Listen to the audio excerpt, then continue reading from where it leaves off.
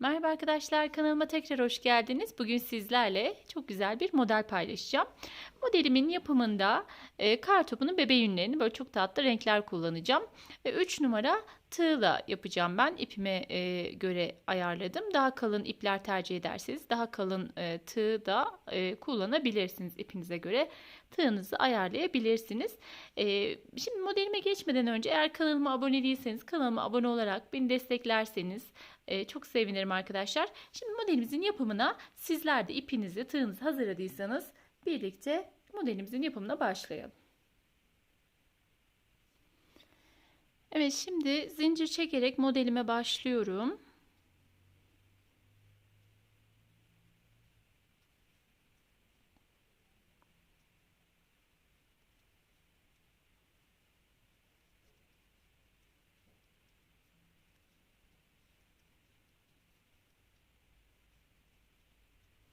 Evet, bu kadar zincir yeterli. Ben 16 tane zincir çektim. Şimdi ilk sıramda her bir zincirimden bir tane ilmek çıkararak modelimin ilk sırasını yapmaya başlıyorum. Çift sayılar üzerine kurulan bir model. Herhangi bir sayıda ama çift sayı olmak üzere modelinizi ayarlayabilirsiniz arkadaşlar.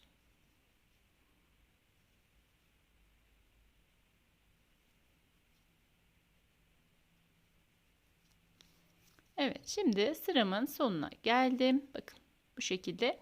Şimdi ilk ilmeğimi tek olarak, daha sonraki ilmeklerimi 2 çekerek sıramın başına kadar gidiyorum.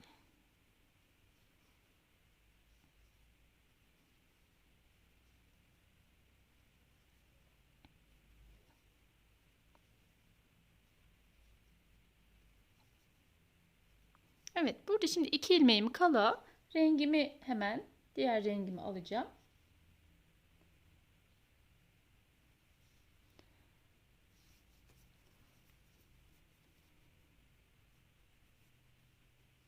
Bu şekilde rengimi değiştirdim. Şöyle sabitledim. İlk renk değişimim olduğu için normalde bu zinciri çekmenize gerek yok.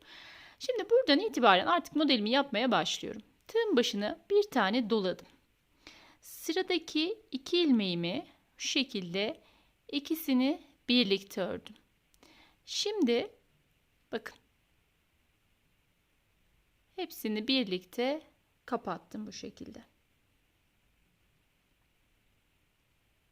Modelimizin ilk başlangıç kurulumu bu şekilde. Evet, şimdi bakın ilmeğimizin birini yok etmiş gibi oldu ama yok etmiyoruz. Sıramızın sonunda tekrar doladığımızda sayımız yine aynı kalmış olacak. Şimdi tığımın üzerine 2 kez doladım. Sıradaki 2 ilmeğimi şöyle ikisini birlikte aldım ve bakın bu 2 taneyi bir ördüm. Bakın bu doladığım burada duruyor bir tanesi. 1 ve 2. 2 kez doladım tığın başını. Sıradaki 2 tane ilmeğimi birlikte ördüm. Bakın bu 2 ilmeği yine bir ördüm. Tığın başını 2 kez doladım. Sıradaki 2 ilmeğimi birlikte ördüm. Şöyle takıldı ipim. Evet. İkisini bir ördüm. Bakın bu 2 ilmeğimi bu şekilde ördüm. Arada bir tane ilmeğim, bakın doladığım ilmeğim duruyor. İkisini bir ördüm. Bu şekilde sıranın sonuna kadar devam ediyorum. Tığın başını 2 kez doladım. Bakın şu kalacak, buna dokunmuyorum. Bununla bakın bu ikisini bir örüp bu şekilde aldığım ilmeğim var. İkisini birlikte kapattım. Tığın başını 2 defa doladım. Sıradaki 2 ilmeğimi bir ördüm. Bakın bu şekilde. Yine tığın başını 2 kez doladım. Sıramın sonunda bakın 3 tane ilmeğim var. Bu benim kenar ilmeğim. Bu 2 ilmeği birlikte ördüm. Şimdi ikisini bir ördüm. Şimdi burada tekrar tığın başını bir tane doluyorum. Sonra kenar ilmeğimi şu şekilde batarak aldım.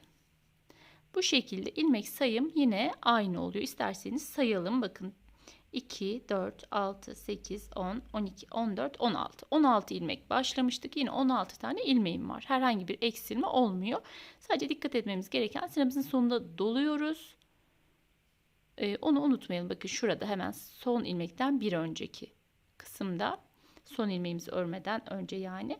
Şimdi yine ilk ilmeğimi tek olarak diğerlerini ikişer ikişer çekiyorum. Şimdi sıramızın başına kadar gideceğiz. Böyle delikli görünüyor ama delik olmuyor kesinlikle. Şimdi bir sonraki sırada modelimiz ortaya çıkacak. Modelimiz 2 sıradan oluşuyor. Şimdi sıramızın birinde bu işlemi yaptık. Bir sonraki sıramda bakın 2 tane ilmeğim kaldı. Bıraktım ve beyaz ipimi aldım. Rengimi değiştirdim. Şimdi rengimizi değiştirdik. Burada ne yapıyorum? Hemen şunu düz olarak ördüm bu şekilde. Bakın şuradaki dolanmış olan ilmeğe dokunmuyorum. Tığın başında bir tane doladım. Şimdi şu altta zincirim var. Bakın bu zincirimin şurasına batıyorum. Şu şekilde. Tığın başına bir tane dolamıştım. İkisini bir ördüm ve hemen şuradaki ilmeği de yine düz olarak ördüm. Birkaç sıra ördüğümüzde model iyice kendini gösterecek. Tığın başına bir tane doladım. Bakın şu alttaki görünen zincirime battım. Bakın oradan bir ilmek aldım. Hafiften uzattım ve ikisini bir ördüm. Doladığım ilmekle. Bunu düz olarak ördüm. Tığın başını bir tane doladım. Alttaki zincirimin üzerine battım. Oradan bir ilmek aldım. Doladığım ilmekle ikisini birlikte ördüm. Hemen şunu düz olarak örmüş olduk. Bu şekilde. Tığın başına bir doladım. Zincirimin üzerine batarak şu alttaki zincirden ilmek alıyorum. Hafif uzatıyorum ve ikisini bir ördüm. Bunu bu şekilde ördüm. Tığın başına bir doladım. Evet, sıramın sonuna kadar aynı şekilde devam ediyorum.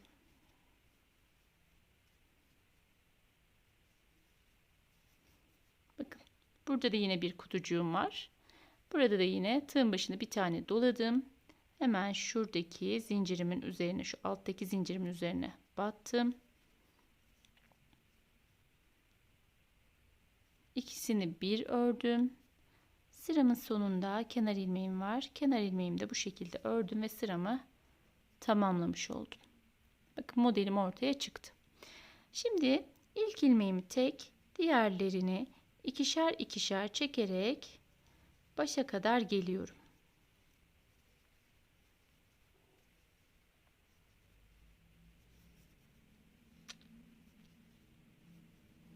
Şimdi burada 2 tane ilmeğim var. Bu 2 ilmeğimi bakın dokunmadım. Çünkü burada rengimi değiştireceğim. Bu kez sarı ipimi aldım. Sarı renkteki ipimizi aldık. Bakın. Tığımın üzerine ipimi bu şekilde rengimi değiştirdim. Şimdi yine aynı işlemi yapıyoruz. Az önceki renkli kısımda olan işlemi. Tığın başına bir tane doladım. Sıradaki 2 ilmeğimi bakın. İkinci ve üçüncüyü birlikte ördüm. Daha sonra bu 2 ilmeği bir kapattım. Şimdi tığın başını 2 defa doladım. Sıradaki 2 ilmeği bir ördüm. Bu ikisini kapattım. Bakın bu doladığım ilmek arada kaldı. 2 kez dolamazsanız eksiltme yapmış olursunuz. Bunu unutmayın arkadaşlar. Sadece sıramın başında bir kez doluyorum. Onu da sıramın sonunda doladığımda eşitlenmiş oluyor. Yani eksiltme olmamış oluyor. Tığın başını 2 kez doladım. Bakın bu şekilde. Yine 2 kez doluyorum.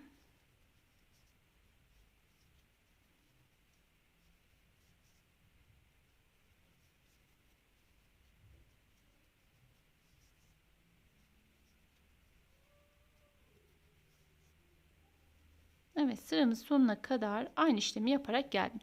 Şimdi sıramın sonunda bir tane kenar ilmeğim var. Buraya geçerken yine tığın başını bakın, bunu unutmayalım. Bir tane doladım ve kenar ilmeğimi ördüm. Şimdi ilk ilmeğimi tek, diğer ilmeklerimi ikişer ikişer örerek sıramın başına kadar gidiyorum.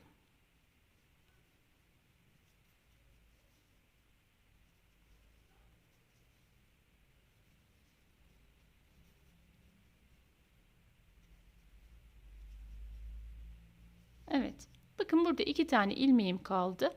Burada sarı ipimi bıraktım. Tekrardan beyaz ipimi aldım. Bu şekilde rengimi değiştirdim. Şimdi hemen bakın bunu bu şekilde ördüm düz olarak. Tığın başına bir tane doladım. Bakın yine burada altta bir zincirim görünüyor. Bu zincirimin üzerine battım. İlmek aldım ve doladığım ilmekle ikisini birlikte kapattım. Bunu bu şekilde düz olarak ördüm. Tığın başına bir tane doladım. Şuradaki zincirime batıyorum. Bakın oradan ilmek aldım. Bir de tığın başını dolamıştım. Şu ikisini birlikte ördüm.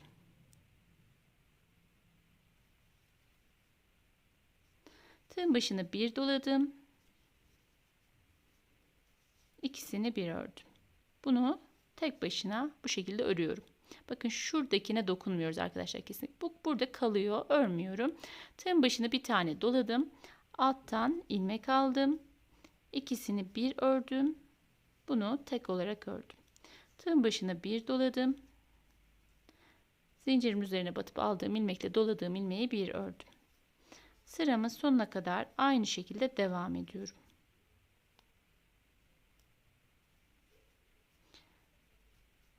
Yine burada da bakın bu aradaki zincirden battım. Kenar ilmeğimi de örüyorum. Bu şekilde sıramı tamamladım. Bakın modelim ortaya çıktı arkadaşlar. Şimdi ben daha büyük bir parçanın üzerinde örüp sizlere modelin nasıl durduğunu göstereceğim. Evet bakın modelim bu şekilde arkadaşlar. Bence çok güzel bebek battaniyesi olur bu modelden. Arka kısmının görünümü de bu şekilde. Bebek yeleği, bebek hırkası, tüm bebek örgülerinde kullanılabilir. Belki angora tarzı yünlerle deneyip hani iki renkli olmak üzere büyük bayan yeleği de yapılabilir arkadaşlar. Evet modelim bu şekilde. Çok değişik duruyor. Yapımı da çok farklı. Evet modelim böyle. Umarım beğenmişsinizdir. Beni dinlediğiniz için çok teşekkürler. Yeni bir videoda görüşmek üzere. Hoşça kalın. Kendinize iyi bakın.